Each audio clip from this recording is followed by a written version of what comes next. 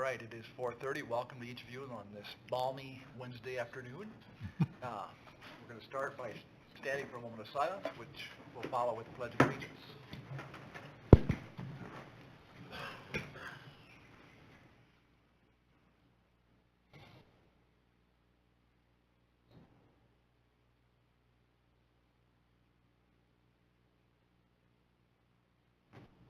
Please join me.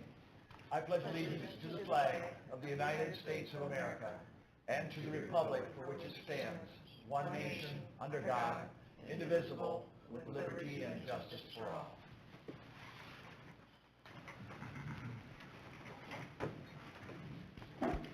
If we could have roll call, please. Pete Hamill. Here. Ken Snyder. Here. Brad Hess. Here. Tom Eggers. Here. Chantel Ostra. Here. Next item is approval of the agenda, and I'll take a motion for that. So moved. Support. Roll call, please. Snyder. Yay. Hamill. Aye. Hess. Aye. Ostra. Aye. Eggers. Aye. All right, we move into the public forum portion of our meeting. Is there anyone here wishing to speak to the council at this time? Seeing no one, have we had any written comments? None. Okay. Moving on then to the consent agenda. Move to support the consent agenda. I will second. Okay, just one comment or change, slight change. The public hearing date that's listed under, is it L, I believe, or I? I. Has a date listed of 2020. It's a typo. That will be 2024, corrected when it goes into the official minutes. So with that, take roll call, please. Ken. Aye. Eggers. Aye. Ostra. Aye. Hamill. Aye. Snyder. Aye. Okay. Moving on then to item 6, the rezonings. First one is the consideration of the rezoning of 4901 300th Street from ag to suburban residential. And this is property owned by Wayne and Jean Krogman. I'd like to open the public hearing at this time. Anyone wishing to speak to that? Any written comments regarding this? None. Okay. Motion to close the hearing then, please. So move. Support. Okay. Roll call, please. Snyder. Aye. Eggers. Aye. Hamill. Aye. Ken. Aye. Ostra. Aye. All right, then the second item there is consideration of rezoning of the proposed Tri-Jinx addition. John Jenkinson, owner, and Landon Beck Engineering. I'd like to open the public hearing for that. Anyone wishing to speak to that at this time? And again, I'm assuming no written comments? Correct. Okay. Then we'll take a motion to close the hearing. So move. Or. Roll call, please. Eggers. Aye. Ostra. Aye. Snyder. Aye. Hamill. Aye. Ken. Aye. All right, then, item C is a call for approving the resolution and the ordinance for both rezonings. So they're all, both these are contained in the same resolution. Move to accept as presented. Support. Any discussion? I do have a question. How come on all these, it's always after the fact, after they have the houses built, stuff developed on the properties, and then they want us to rezone it? Seems like this is always after the fact. To which property are you referring? Like the one out, the Krogman one. They already have a house built. It's always after the fact. When we issue building permits or go through planning and zoning,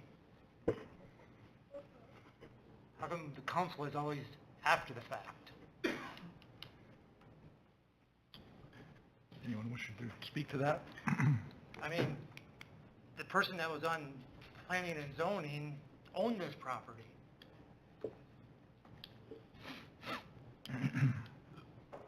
So is it the case where they're speculating that it will pass through and they're just taking that chance? This isn't this isn't the first property we've always done this on. We've done this multiple times. I'm just asking But why. I'm just wondering legally, though, if they are Yeah, taking a chance, because if we don't pass it, then yeah. they're going to have to take actions, Just seems like across the road, we had to do the same thing. right.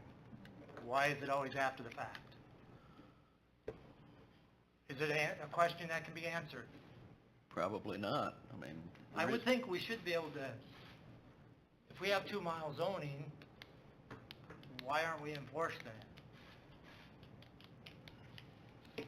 It's just a question, I have an answer. Well, the only way you could, you don't, I mean, until they start building something, unless you notice it, it's gonna happen. But we have 2-mile zoning. I'm not sure everybody in that 2-mile circle knows that, or knows their or their obligations. Okay, if we can't answer it, then I guess we don't have an answer for it. Unless you wanna turn one down.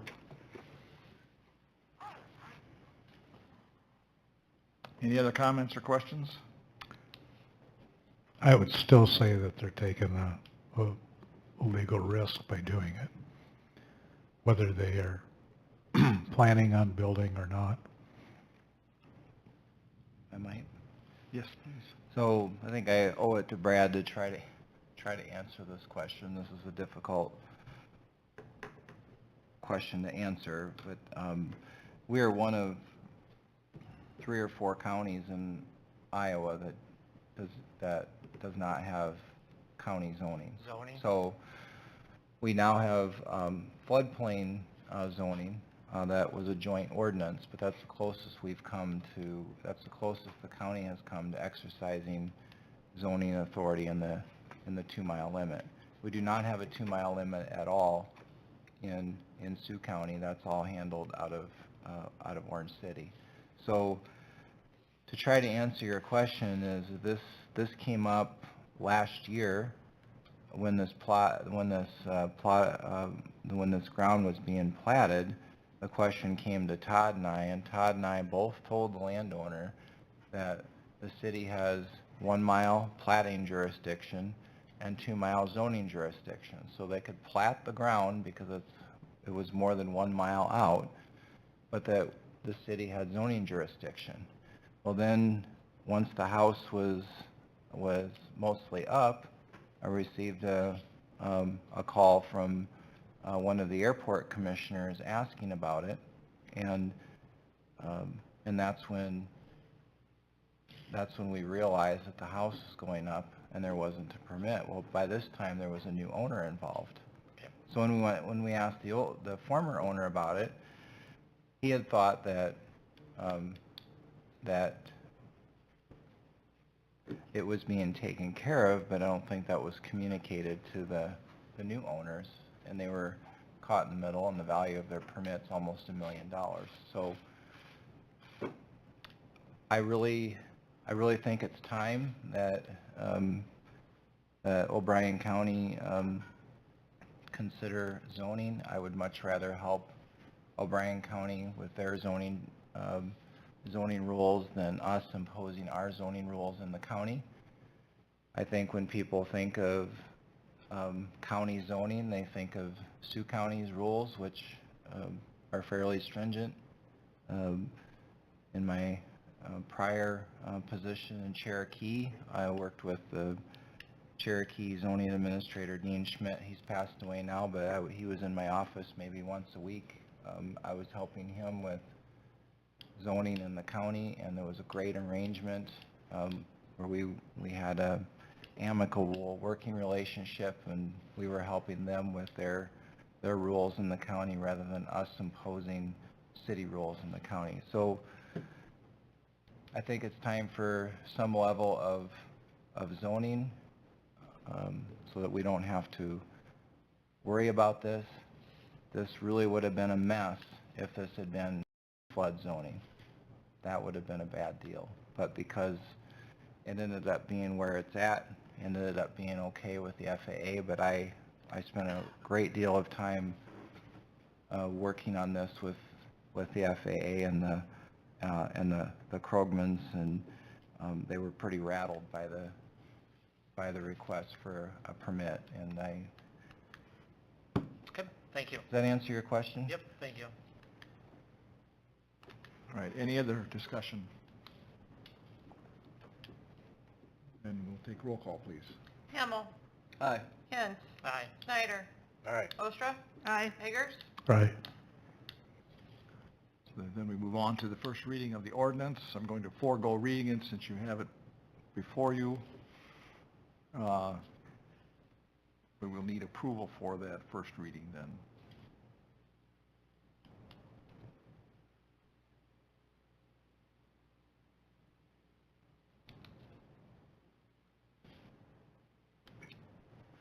What do you need? Approval for the first reading of the ordinance. And then we need to decide if we're going to waive second and third. We need to approve the first reading at this time. Move to approve the first reading. Support. Further discussion? Questions?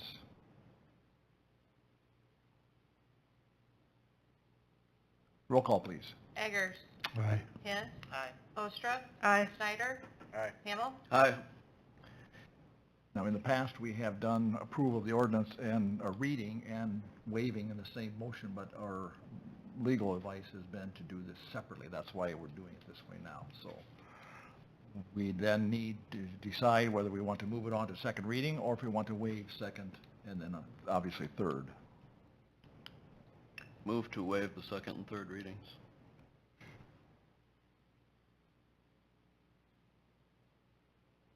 Do we have support for that? Support. Discussion?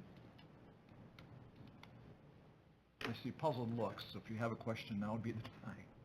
Do what? I see puzzled looks around the, around the table here. What's the plus and minuses? I mean, I guess, Second reading would give more time for discussion, listening to people's objections. We've not had any in the first reading, Okay. so that's why. And there is, Isn't there a request to waive? yes, Yeah. yes. There was a request from one of the realtors to move it along if possible. Right. okay. So Right. we've had no, like I said, there's been no, anyone speaking against it, so I think we can move forward with it this way myself. But we have a motion. We have approval. Any other questions? Roll call, please. Hamel. Aye. Ostra. Aye. Eggers. Aye. Hint. Aye. Snyder. Right. All right, then moving on to new business. The first item under that would be consideration of the Tri-Jinx edition, which we just approved the rezoning for. I'd like to open the public hearing on that at this time. Anyone wishing to address council regarding this matter? I'll take a motion to close the hearing. So moved. Support. Roll call, please. Snyder. Right. Hint. Aye. Eggers. Aye. Ostra. Aye. Hamel. Aye. All right, then the second item is to consider the preliminary and final plots of this major subdivision. Anything you'd like to say at this time? Yeah, one thing is John Jenkinson put in his, in the restriction for the plat that he would like to have 50-foot setbacks. He's required to have 25 feet. 50 will be very nice for the site distances, especially for those with these large lots that decide to put in a second driveway or a circular driveway.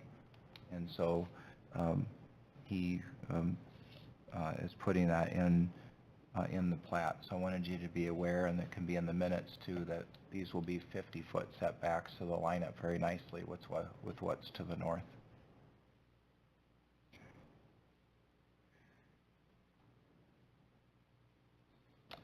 Any other questions or discussion?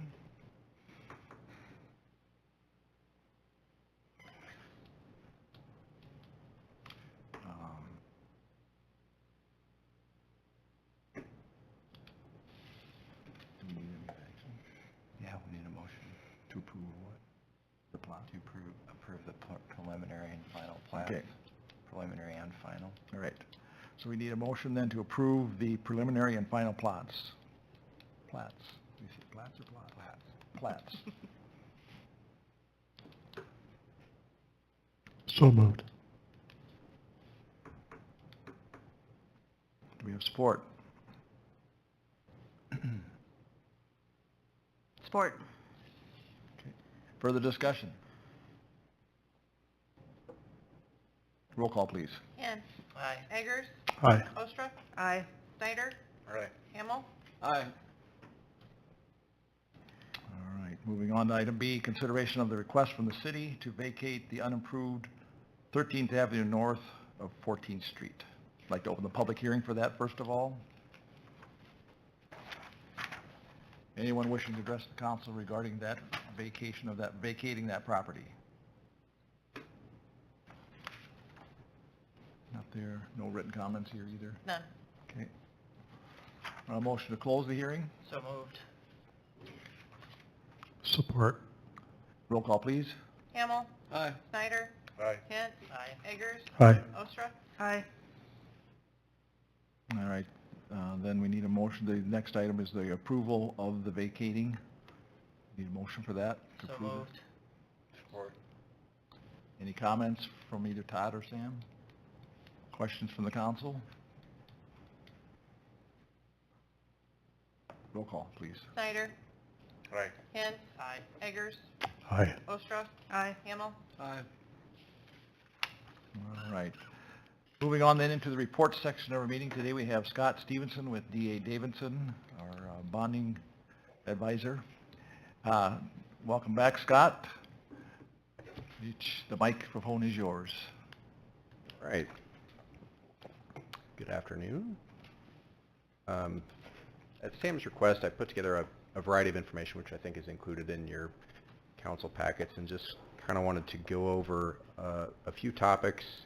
As you're working through your budget, this is usually a good time to plan ahead for what your bonding needs may look like over the coming, year to 18 months. As you know, your budget process covers FY 24-25, so looking into the first half of next year as well. As far as updates go, there are a few items in your council packet. One, update on interest rates. Rates have come down a bit in the last 2 months primarily. Since about the end of October, we hit a high in the municipal bond market and have fallen a little over 100 basis points or 1%, leading into the end of the year, and that's kind of held steady here in January so far. So we're kind of trading at a range that's at or below the low end of the range for the entirety of 2022. So comparatively speaking to where we've been in the last year, we're in a little bit of a lower interest rate environment than we've been in for the preceding 12 months. So that's a little bit of positive news. Can you put an approximate figure to that? Sure. If you wanted to borrow money over a 10 or 12 year time frame now, you can borrow for around 3%. That would have been over 4% as recently as, like I said, 2 months ago. So, interest rate markets can be volatile just like the stock market. That's kind of what you're seeing a little bit now, but fortunately that volatility has moved in your direction recently. I don't know what the rest of this year is going to bring from that standpoint. There's kind of a balance between keeping the economy going and fighting inflation. That's really what the Fed has been evaluating over the last couple of years. As inflation comes down, we could see rates come down further, but if it proves to kind of hang around a little bit longer than expected, rates may stay high for an extended period of time. How does that 3% compare to some of the bonds we have currently? Do you know? Yeah, it's a bit higher. I mean, when you look back into the post-COVID couple years, 2020, 2021 were some of the lowest, not some of, the lowest rates of all time for municipal borrowers like the city of Sheldon. So the water tower financing was substantially lower, and in 2021 that financing was at really low rates. So there was a long period of time there we could borrow for under 2%. We're not there by any means, but 3% is not exactly high by historical standards either. Okay. All right. Beyond that, an update specific to the city of Sheldon. As you're well aware, valuations came out here a few weeks ago, and the city experienced a nice bump in valuation year over year. So January 1, 2023 values are applicable for fiscal year 24-25. The city saw about a 25% growth in actual valuation year over year. That's consequential for the city's debt capacity, so cities are limited to 5% of your actual valuation in outstanding debt at any one time. It's a statutory limit. The city has never been somewhat close to that, but not really close in the current fiscal year. And as we look forward into FY 24-25, you've got a lot of flexibility from that standpoint. Part of that's because you've amortized down some of your existing debt. Part of it's because you've had this significant valuation growth. When we look at where you're at now versus where you'll be at next year,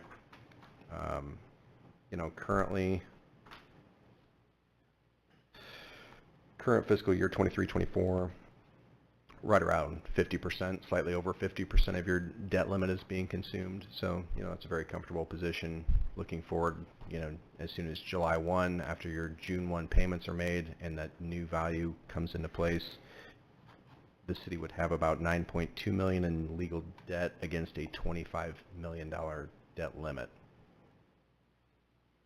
So you have a lot of flexibility from that standpoint. I ran a couple scenarios that included some projections on what future borrowing might look like in the upcoming fiscal year, and I can look at those specifically, but I think you've got them in front of you, hopefully. And, as you can see, even adding nearly $5 million in debt would only put you at about 55% of your legal debt capacity. So comparative to where you've come from, even that level of borrowing would put you at a usage of your debt limit that's comfortably below where the city's been in historical years. Now, that doesn't mean you need to borrow that much or you have to borrow that much, but just trying to give some context for the kind of flexibility the city has as you evaluate various capital improvement needs over the next, months or years. So as far as the interest rate, I think you said it's kind of leveled out here for the last little while at 3%. And I know it's a best guess, but do you foresee it going lower, much lower than 3 at this time, given the current situation we are economically and such? So the market prices in some forward-looking expectation for what they think the Federal Reserve might do. That's based on market participants' view of the economy, view of inflation. Those are kind of the two major goals. The Fed has two stated goals, right? They're one, maintain a healthy unemployment rate, and two, keep a lid on inflation. Those are really the only stated goals that the Federal Reserve has, and they largely control interest rates. So market participants look at those two issues, the labor market and inflation, and decide what they think the Fed might do based on what their forecasts are for those things. Right now, the market is priced in 6 to 7 Fed rate cuts in 2024, so there's kind of an expectation that inflation is going to moderate, and we may have a little bit of a road bump from an economic standpoint that would affect the labor markets. If either of those assumptions prove to be more dramatic or less dramatic than current expectations, that's going to drive where interest rates go.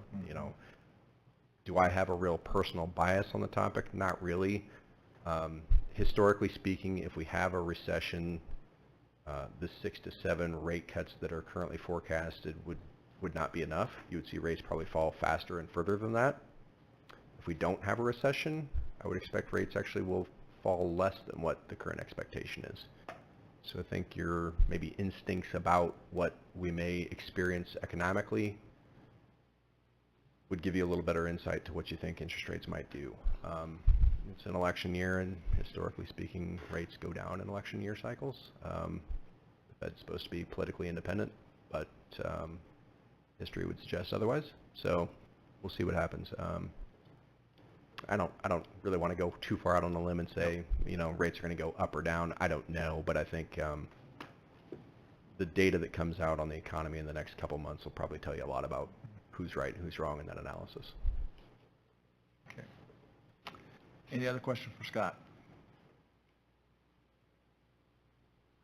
Anything else you'd like to address or point out to the council? No, just, rates have come down quite a bit. I know you've got some CIP borrowing needs, and to the extent you do, borrowing conditions are as favorable as they've been for 18 months.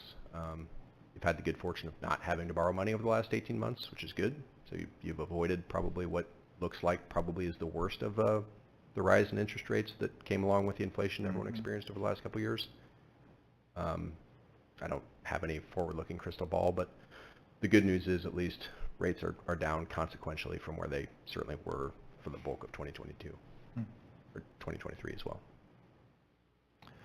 Okay, that information will be helpful for us next week when we begin our budget planning process. That's So, the idea. very good. Thank you, Scott. Bet. Thank you, Scott. All right. Anything from you, Sam, in terms of reporting? I do. So, city manager's report will speak for itself. Let's move into lost local option sales tax and tax increment financing. Last year, these were presented to you before the workshops for the first time. We were hoping to present it to you before the holidays, but because of the changes in the budgeting process, we were unable to present it earlier than we did. So I'll just briefly run down the highlights. Property insurance, which is required by the original 1995 public vote to be partly covered by local option sales tax. That number is now $325,000. The prior number for out of local option sales tax was $245,000. This is a significant hit. It is what it is. We do not have funds allocated for wages except for pool operations, which includes lifeguards. That was based on feedback over the last few years. This next part I should spend just a moment explaining. So 10% of the estimated lost revenue in 23-24 was allocated for the CIP reserves per the Emergency Services Task Force, and that was $91,000. So that 10% equivalent number would be $102,000 this time. So that total number is just over $194,000. This could be saved for the future or used for this year's police and fire capital items. As mentioned in the bonding update, the debt position is improving, and in another 2 years, we'll have complete retirement of the 2019 $650,000 note for the fire pumper and 2 police cars, and that would free up further debt capacity. Any questions on lost?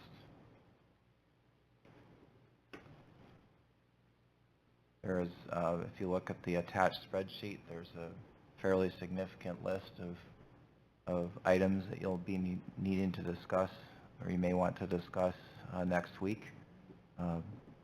One of those items includes the library. We have Nicole here tonight. So just wanted to, we did our best to try to juggle the priorities as came to us. But right now, I was on a League of Cities call the other day. It doesn't appear that there's any legislation currently in the hopper that would impact local option sales tax. There was last year where there was a proposal to turn the local option penny into the statewide 7th penny, centralize it, and have that allocated out from Des Moines. That currently doesn't appear to be on the table, so that's good. So one thing I didn't cover in this explanation is that hotel motel tax, which is up significantly. We'll have more information on that next week. That is a form of local option sales tax. So we can get into that further next week, but those 7 pennies are divided up where the pavilion receives a portion, Parks receives a portion, and then the SCDC Tourism Committee receives a portion. Anything on lost? Okay.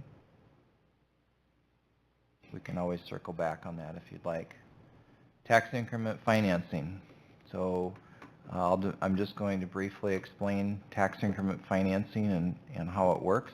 So pretend you have a piece of property worth $10,000, and that is your base valuation.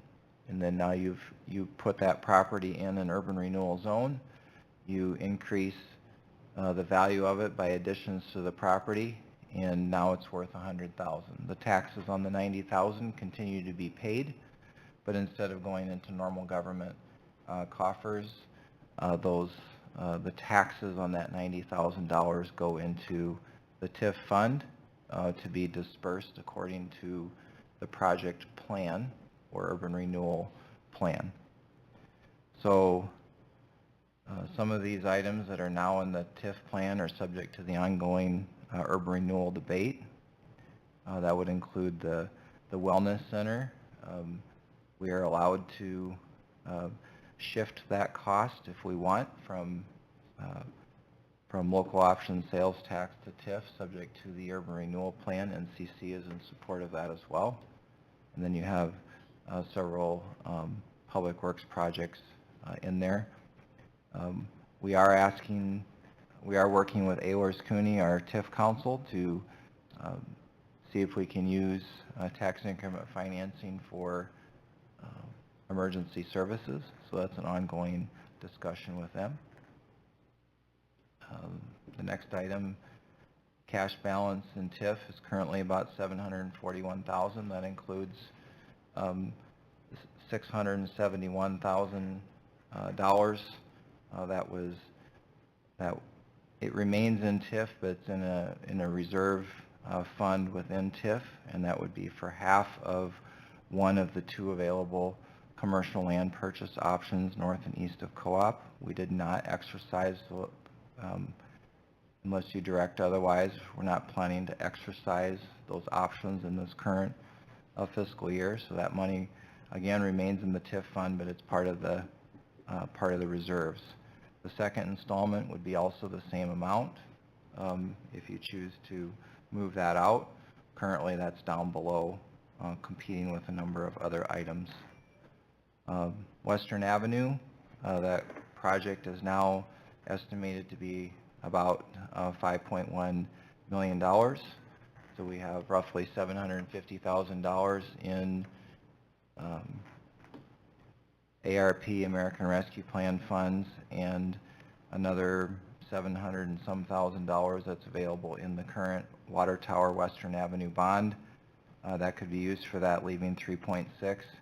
And then if you wanted, you could do a 3.6 million note, or you could expand that note and do more. So there's, as part of the previous item, there's an amortization schedule for a $4.7 million note if you chose, for example, to do Western Avenue and Oak Street. Anyway, I've talked enough. Any questions? The renovation of the existing water tower, where's that? Is that in with this? No, it's currently in water reserves, paid for out of water funds. Okay, okay. So it's covered through that. It is. It takes a pretty good hit on our cash balances in water. Technically, it's a year sooner than what we originally anticipated in our rate study. But with the other tower coming online and obviously the need being there, I'd like to move forward. I think it's questionable whether or not it will qualify anyways. Okay. But you consider that project kind of the last phase of the water improvements that, you know, with Lewis and Clark and everything else we're doing. Is there anything else water related that we're still looking at down the road? Absolutely. I mean, there's always main replacements, main loops, whatever, to improve flows and fire protection flows around town. So we're in the maintenance part then? Okay. Yeah. Okay. All right. They'll be never ending, but is there another big project like that in the next 10 Right. years? Probably not. Right. Okay. Okay. Thank you. One point of a clarification, if I could, and it doesn't really matter probably to anybody in the room, but the Western Avenue has no ARPA dollars. It has FAST Act dollars. You're right. just right. Matters. All right, any further questions? The Western Avenue number, is that pretty solid? Yeah, Pete, it is. I'm looking for, been working with Beck and working for a couple of ways to trim it, and there are some coming.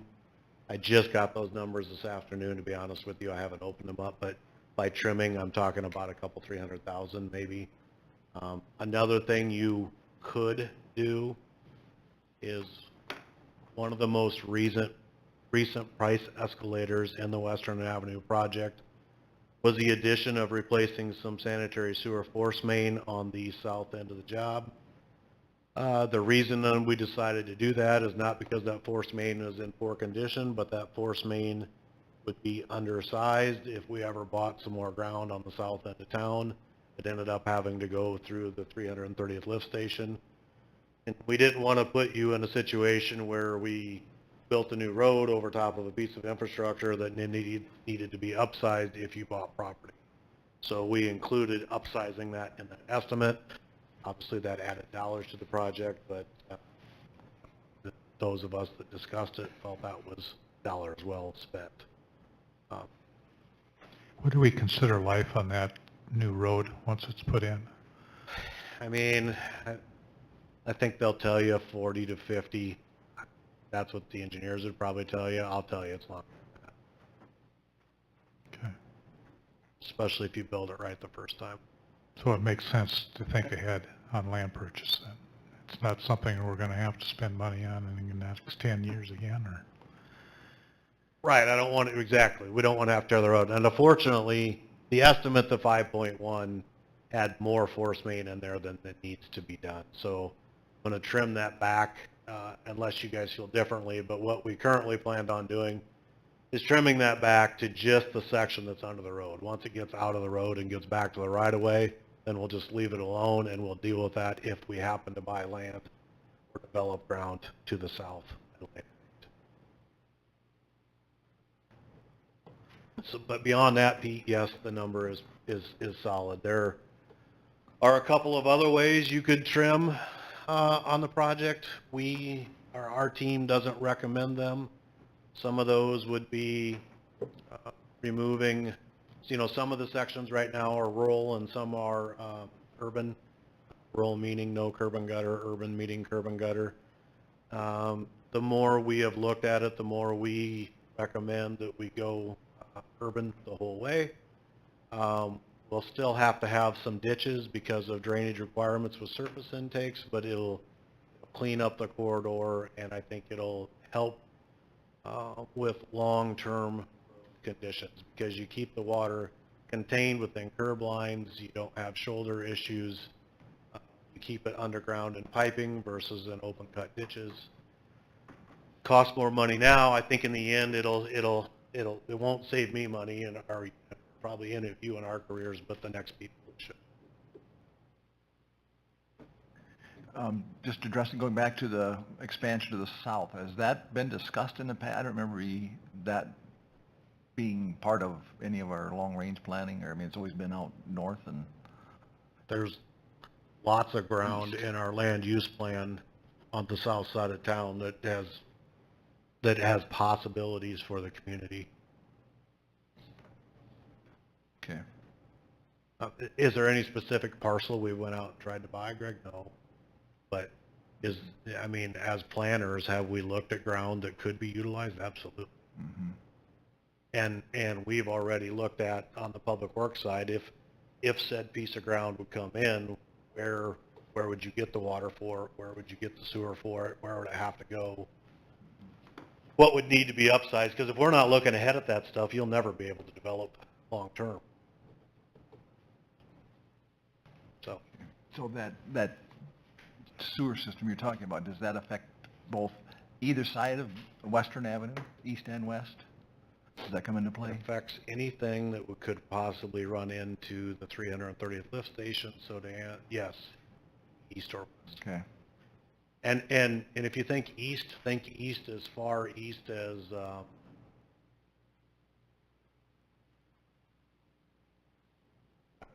3/4 of a mile east of Washington Avenue. Almost to the water tower. Yeah. Okay, the new water tower. Yeah, so most of the stuff out by the new water tower, if we'd ever develop that, most of that sewer would most likely end up going north.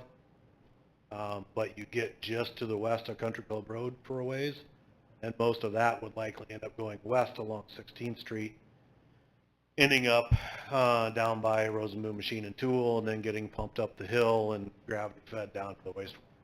Okay. And with a little bit of upsize of force main, you can move a lot more water. Going from a 6-inch force main to an 8-inch force main, like, takes your flows up by 4 times. Yeah, Really? the way pipe hydraulics works, yes. So it's a small upgrade, but it really protects us from having to tear a road out or get more ground or require more easements at a later date. And we might put it in, Greg, and never use it. That's a risk I'm willing to take. I guess that's up to you guys if it's a risk you're willing to take. You got it tore up. Plan There's- for the future. There's no cheaper time to do it. Yep, Only cost more. yep. All right. If I might. Yes. So, I think you'll be asked this next week, so I'm gonna preempt it by asking it now, because it'll Love it when you do that. give everybody a chance to think about it. So you have half a dozen projects down below under request for consideration under TIF. You have 9th Street, you have Oak, you have the Alphabet Street drainage improvements, patching miscellaneous, and a few other items. What would you say your top priority or two is on that list? You're not gonna give me an all of the above, but Well, you can hit the all above button, but I'm not sure you'll get it. no, I know. I think Oak Street has to be a consideration in the next number of years. That road, obviously, with the hospital and the clinic, and it's in tough condition and it's not repairable. I would really like to see something done this block east of the community building in the next few years. Just ties in with the downtown. We've spurred off in every other direction of our downtown and tried to improve, and there is some commercial businesses on that block. The drainage improvements along the highway, I think, are important. I mean, if you come into town from the west, cleaning up that area of the corridor with some drainage improvements would help the look of Sheldon substantially. So that's up there, and patching is, yeah, I mean, never stop patching. Take as much money as you give patching. Anne's just shaking her head no, but yeah, I am. But I will say this, depending upon where you go, there's only so much bandwidth we're gonna be able to handle too, right? I mean, it'll be a challenge to let that many projects in that amount of time. It's a challenge that we'll do our best with. That's where, that would be a lot of work in a short period of time. Finding contractors availability, we may have to spread some of that out a bit because of Okay, go ahead. Gotta Scott. have a plan. Scott, I have a question for you. So, you and I had talked about amortization numbers on a 12-year note for Western Avenue, and the guesstimate was $350,000 annually. If we were to expand that note to include Oak, for example, what would that do to that payment on say a 12-year note, and maybe 15 if you have it in front of you? Yeah, a 15-year amortization would be around $425,000, and I think if you 12-year amortization, that'd be around $500,000 per year for, you know, kind of, if you incorporate those two together and you look at a $4.7 million borrowing, that would be a reasonable expectation with current interest rates.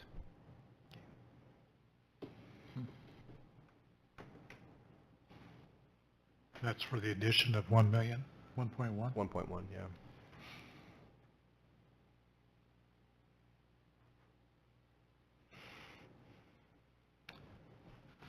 All right, any more questions? While we're on the topic.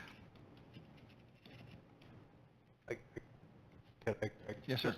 The only other thing I'd like you to keep in mind is we are constantly looking for dollars to help us, right? So we got the FAST Act grant to help us with Western Avenue. It did take us a couple of times to get that extra $750,000, but it certainly helps when you go into a project like that. Later this spring, I'm going to ask for your blessing to apply for FAST Act dollars to redo Second Avenue.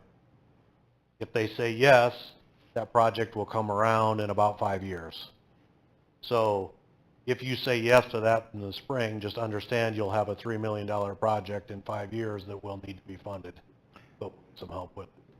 So how much money would we have against that $3 million project on? I haven't filled out the application yet, Tom. You'll see that in the time, but 10%? we'll probably ask for 40 to 50% of the qualifying costs, so probably ask for $600,000 to $800,000. And will we get that then? Depends upon how. I mean, what did we ask with the 750,000 we asked, the last one? Took 2 tries. We've got what we asked, we got our ask? No. The second try, we reduced our ask. Okay. So, and then delayed it a year. It's a crapshoot, Greg. It depends how much money is available, but it's a 9-county group, right? So there's plenty of other cities in every county in there looking for money. It depends upon how much money is available that year. Depends upon how many projects are available that year. Depends upon who you can get in the room to think your project is better than somebody else's. So I'm not going to give you any odds. I just know that I think we need to, and I know Sam agrees with this, we need to continue applying for projects on at least some sort of a semi-regular basis. Sheldon can't go there, should not go there and expect to get funding every year to a large sum. That's not the way it's going to work. But if we go in there every 4 to 5 years with a nice project, we'll continue to pull some funding out of it. So why would Second Street be the consideration for the next project for that request? Why couldn't we look at another road project? Because there's only a certain number of roads in town that qualify for that funding. Country Club Road, 16th Street, 2nd Avenue, Western Avenue, Highway 18, portions of Washington. I don't have the map in front of me, but Okay. Like Oak Street is not a qualifying road, as an example. Okay. So it's got to be a farm to market, a major collector, something that ties into a more regional effect with the other counties. Okay. The state has a list of our qualifying roads, but I will say this, thank you to our population growth, we just received additional qualifying roads. So that's a good thing. The last census helped us. Okay. Thanks for that clarification. Yep. All right, is this still part of your part? No, I'm Or did done. we roll into Todd? We rolled on to Todd. Okay. Do you have anything else? No, I've spoken too much. All right.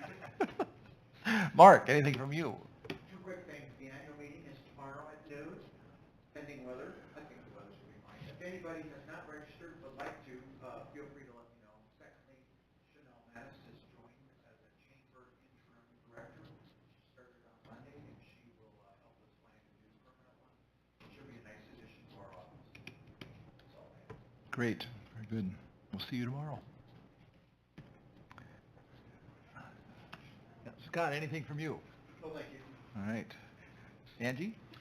I strongly feel that we will have your budget papers loaded tomorrow sometime, so you can start reviewing all that. No paper, no binders this year? Who wants a binder? I would like one. You do? I would like one. Yeah? These numbers get I'm really old small school. on here. Yeah. And again, you can enlarge it, but Especially if I want to write notes on it. Okay. Oh, sorry, thank you. Speak up, Ken. Okay. either of you want a binder? No, Okay. That's it. I'll just look over all your guys' shoulders. No, I would like. Pete? Okay. All right. Anything else? Nope. Then, council to my left, any comments from you? I would like to thank the city employees, the street department, the last few weeks. They've been out in a lot of snow, a lot of cold. The police department's been out and about, the ambulance has been busy, fire department's been busy. A lot of people going out when a lot of people want to stay at home. So I thank all those volunteers and employees. I second that. Ken or Pete? Anything? No. Council to my right? No. All right. So we will see each other next week, if not before, Tuesday and Wednesday. Make the motion to approve, or to adjourn. Support. Roll call, please. Hamel. Aye. Snyder. Aye. Kent. Aye. Eggers. Aye. Ostrop. Aye. We are adjourned.